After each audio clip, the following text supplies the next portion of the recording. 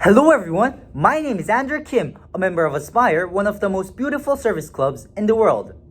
Today, let me talk about addition, subtraction, multiplication, and division of fractions for 8th grade students. Let's go! Before I start today's lesson, I want to tell you that this is an advanced video of the fractions video that I made a year ago. If you're more interested in learning the basics of fractions, please go watch that video first. And if you're more interested in learning the operations of fractions, please watch this video. The link to the other video is in the description.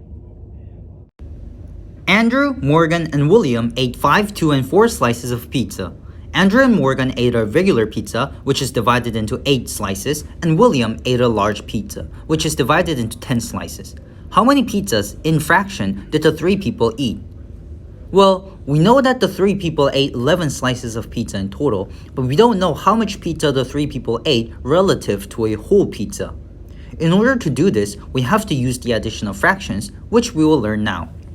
Fractions are a way to represent parts of a whole. For example, if you have a pizza and you want to share it with 3 of your friends, you can represent each friend's share as 1/3 of a pizza, or 1/3 of a pizza. The number on the top of the fraction, in this case 1, is called the numerator, and the number on the bottom, in this case 3, is called the denominator. The numerator represents the number of parts you have, and the denominator represents the number of parts the whole is divided into. To add fractions, you need to have a common denominator. A common denominator is a number that is a multiple of both denominators. For example, if you have the fraction 1/2 and you want to add it to the fraction 2/3, the common denominator is 6, since 2 and 3 are both factors of 6. Once you have the common denominator, you can add the numerators and keep the denominators the same.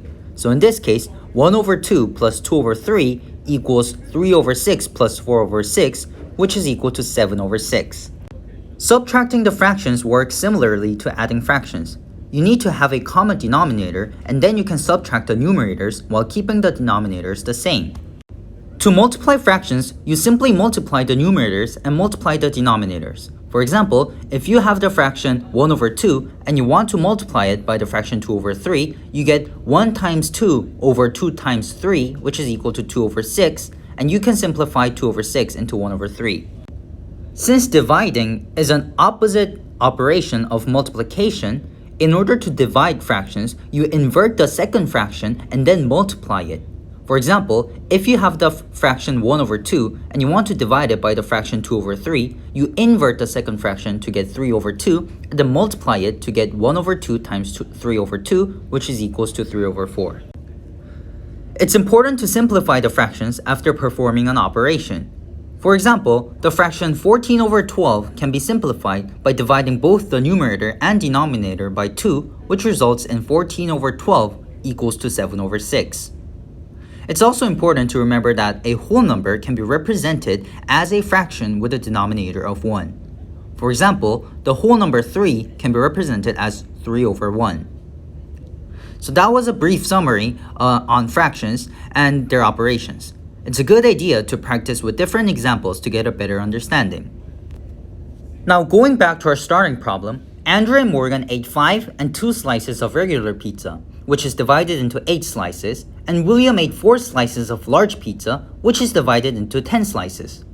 Thus, the 3 people ate 5/8, 2/8, and 4/10 pizza. The least common multiple of 8 and 10 is 40, so the sum of the 3 fractions is equal to 25/40 plus 10/40 plus 16/40, which is again equal to 51/40. Thus, the 3 people ate 51/40 pizzas in total, not slices, but 51/40 whole pizzas in total. I hope this video helped you understanding fractions better, and don't forget to have a great day.